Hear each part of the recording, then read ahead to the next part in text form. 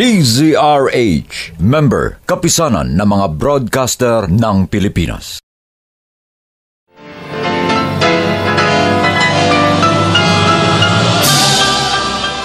Buong karangalang inihahandog ng DZRH para sa bagong milenyo, ang isa pang magandang dula, May Pangako, ang bukas.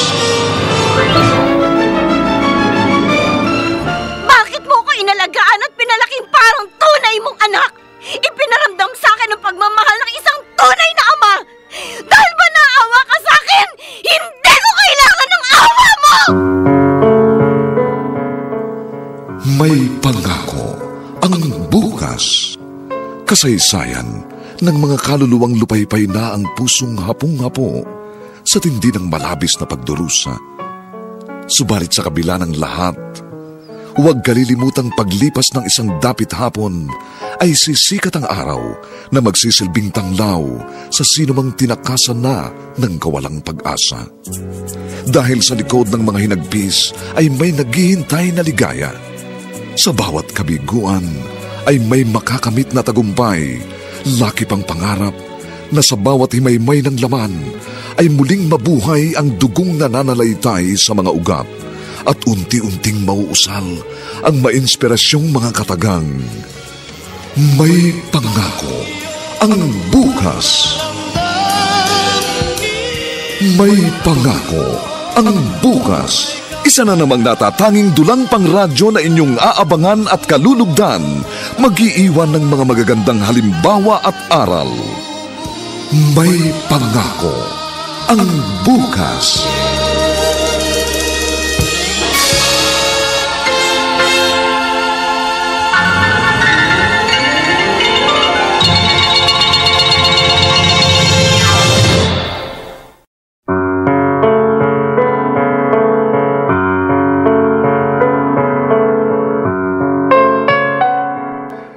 Magandang umaga pong muli sa inyong lahat, mga giliw naming taga-subaybay. Narito na po ang ikalawang kabanata ng ating tampok na kasaysayan sa linggong ito, pinamagatang Hindi Ko Kailangan ng Awa Mo. Dito pa rin sa ating natatanging dunang May Pangako, ang bukas.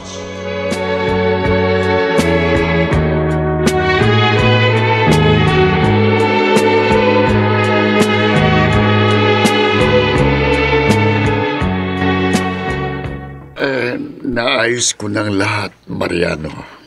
Salamat, Dado. May mga nagsisidating ang mga makikiramay. Maya lalabas na ako. Si Danny. Ayaw umalas sa tabi ng kabaong ng mama niya. Sige, titignan kung niluluto ko, ha? Sige. Mariano! Homer? Walang iyakan. Teka, anong ginawa mo sa kapatid ko? Ha? Wala akong ginawa sa kanya. Bakit humantong sa ganitong lahat?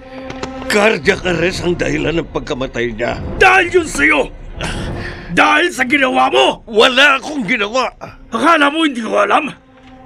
Akala mo wala akong alam sa ginawa mong pagtataksil sa kapatid ko? Hindi ko pinagtaksilan si Mirabel. Ganon. Ikaw, higit kanino man ang makapagsasabi niyan. Kahit kailan hindi ako nagtaksil sa kanya. Eto! Ano ang mga larawang ito? Nasagot ko na si Maribel sa tanong na yan. Ikaw ang pumatay sa kanya! Alam mo, hindi totoo yan. At huwag mo gagamitin sa akin ng salitang pagtataksil. Ngayon, kung tapos ka na sa gusto mong gawin sa akin, umalis ka na. At huwag ka nang babalik sa pamamahay ko. Darating din ang araw mo. Darating din ang araw mo, Mariano!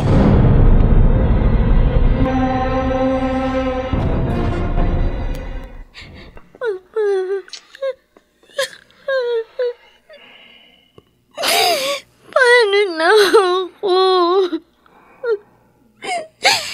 Paano na kami ni Papa? Ngayong wala Wala ka na. Mag-isa na lang ako. Narito ako, anak. Hindi ka mag-iisa. Papa. Halika rito. Anak, kaya natin to. Kaya natin lagpasan ang pagsubok na ito sa buhay natin. Magdadamayan tayo. Pagkatapos ng gabing ito, hindi na natin kahit kailan makikita si Mama. Hindi na natin siya mahahawakan. Hindi na makakausap. Sa mga larawan at sa mga alaala na lang natin maaaring balikan ang lahat ng tungkol sa kanya. Papa, natatakot ako. Bakit? Paano kung paglipas ng panahon, makalimutan ko na si Mama? Ang itsura ng kanyang mukha, ang tono ng kanyang boses. Ayoko mangyari yun, Papa. Hindi yun mangyayari. Makalimutan man siya ng isip natin, anak. Hindi ng ating puso.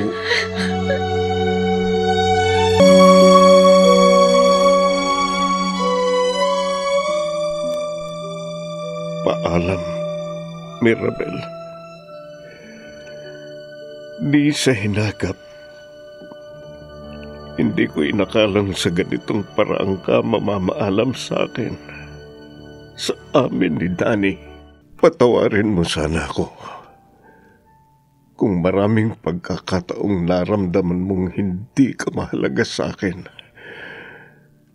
Pero sana, sa loob ng 18 taon nating pagsasama, sana kahit minsan, naging masaya ka.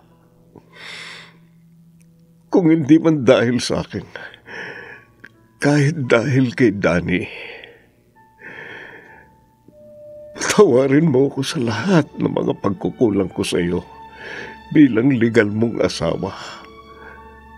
At salamat sa lahat ng pagkakataong ipinaramdam mo sa aking mahalaga ako sa iyo. Paalam, Mirabel.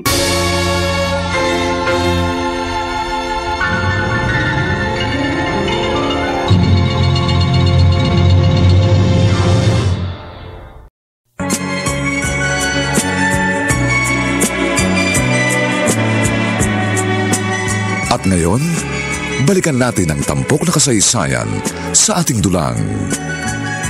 May pangako ang bukas.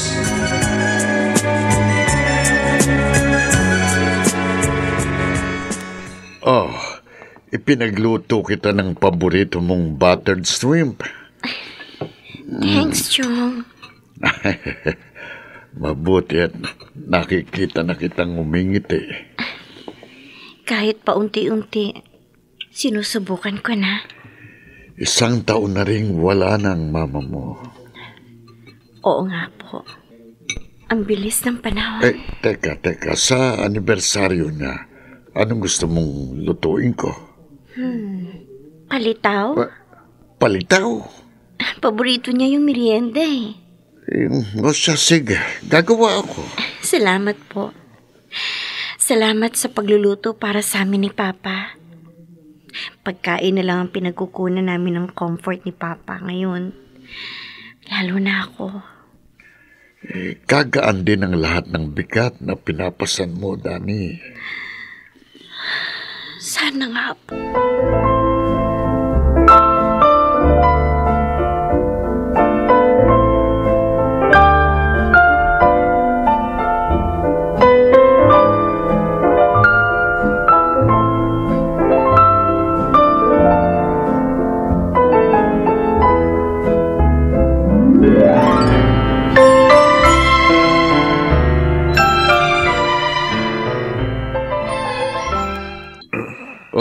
Isang bote lang tayo, ha? Oh, hindi ka pa nga nakakaisang tagay. Tumatawad ka na agad. Gigising pa ako ng maaga bukas eh. Bakit? Magluluto. Huwag ka na muna magluto. Wala naman si Danny. Ando sa classmate niya. Wala rin akong trabaho bukas. Bakit? Biyernes pa lang bukas, ha? Holiday. Aba, wala rin pala akong trabaho. Oo. Kaya samahan mo akong uminom hanggang umaga. Ako, tigilan mo nga ako. Hindi na tayo mga bata. Hindi na natin kayang magpakalango sa alak. Ikaw lang naman ang tumatanda sa atin dalawa. Bastos ka. Teka, bakit nga pala gusto mong uminom? May problema ka ba? Death anniversary ni Mirabel sa Makalawa. Oo nga pala, no. Ikalawang death anniversary niya ngayong taon. Oo, parang kailan lang inililibing natin siya. Tapos, nag-first death anniversary. Ngayon, pangalawa na. Mariano, dinadalaw ka pa rin ba ng lungkot sa pagkawala niya? Minsan, gaya ngayon. Dadaw minsan, iniisip ko rin. Baka nga totoo ang sinabi ni Homer noon. Baka nga akong pumatay kay Mirabel. Ha? Akong dahilan ng kanyang kamatayan. Alam mong hindi totoo yan. Pinili niyang saktan ng sarili niya. Nagtanim siya ng nagtanim sa kanyang puso ng galit, hinanakit, pagdududa, kawala ng tiwala sa iyo at sa kanyang sarili. Namalayan na lang niya, lumago na ng lumago ang mga itinanim niyang yun. Inani niya kung anong kanyang itinanim. Nakalulungkot. Pero yun ang pinili niya. Ganong klaseng buhay ang ginusto niya.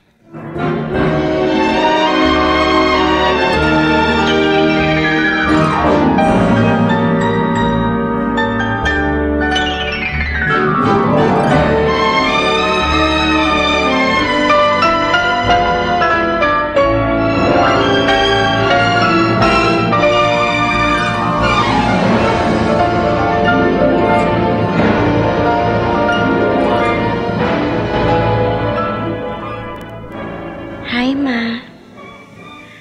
Third death anniversary mo na ngayon. Kumusta ka na?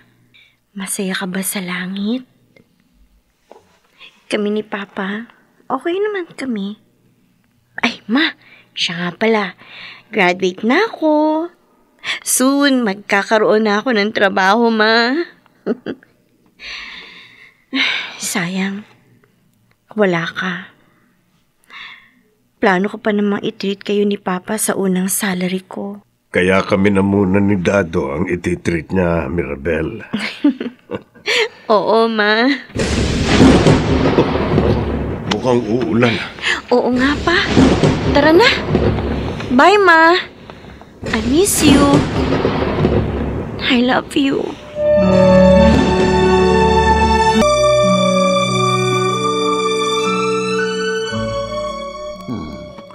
Ang bango talaga sa damit ng Pride detergent. Mainit ang panahon.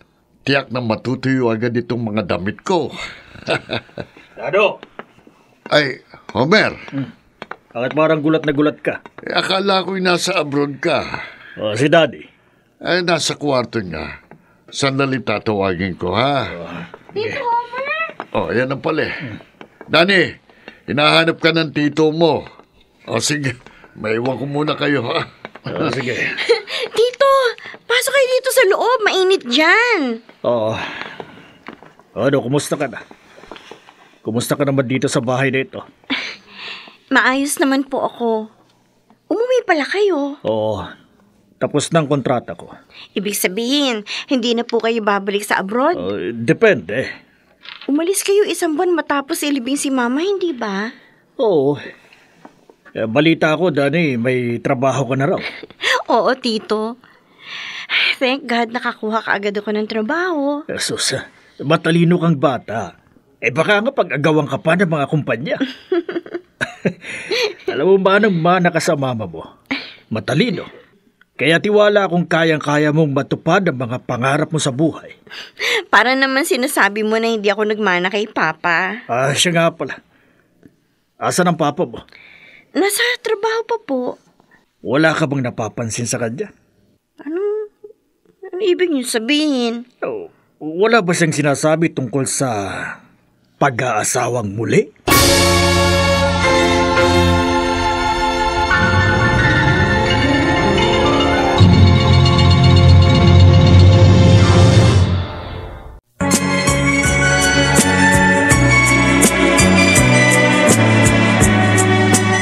At ngayon, balikan natin ang tampok na kasaysayan sa ating dulang. May pangako ang bukas.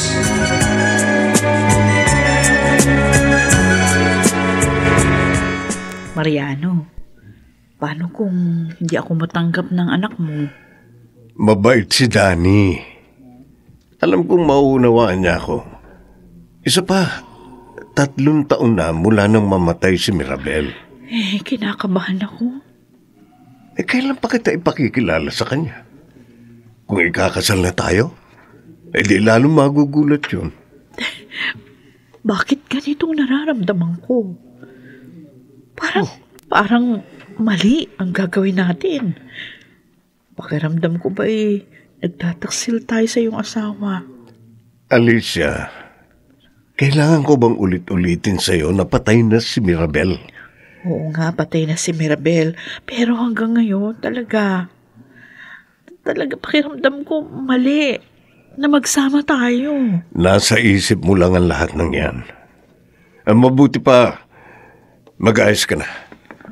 Uuwi na tayo at ipakikilala kita sa anak ko.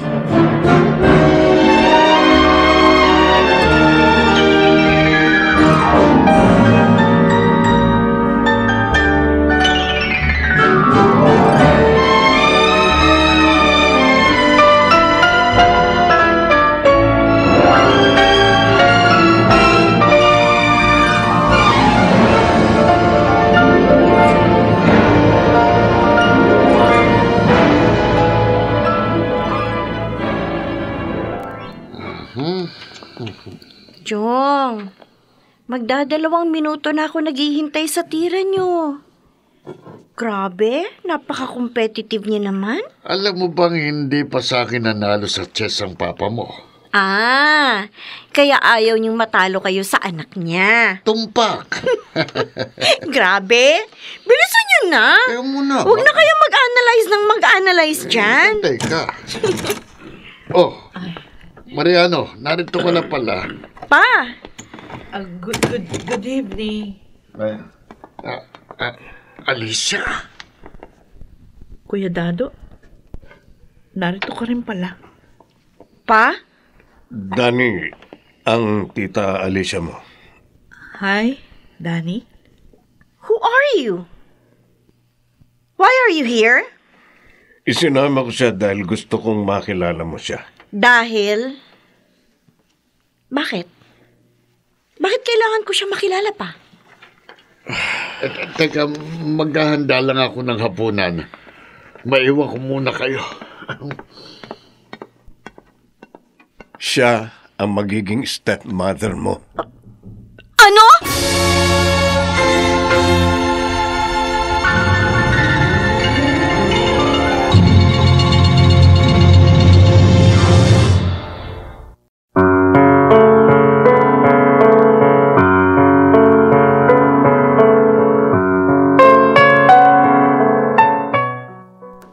Sino si Alicia? Sumang-ayon kaya si Danny sa kagustuhan ng kanyang amang mag-asawang muli?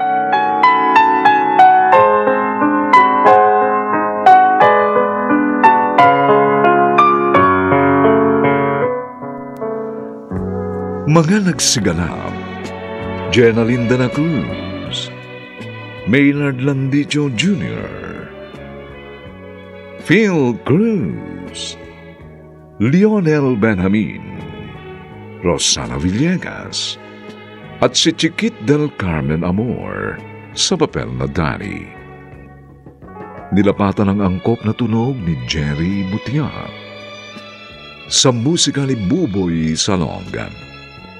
Superbisyong teknikal ni Bong Buyar at Eric Lucero.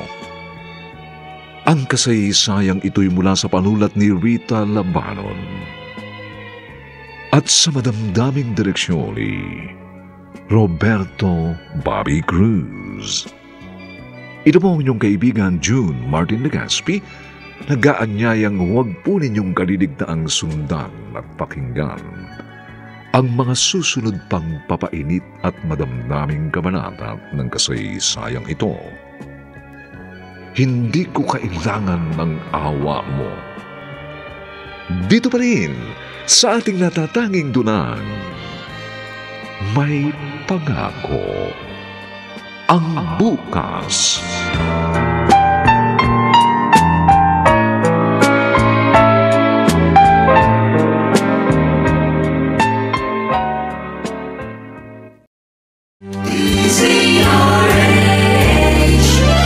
DZRH, member, kapisanan ng mga broadcaster ng Pilipinas.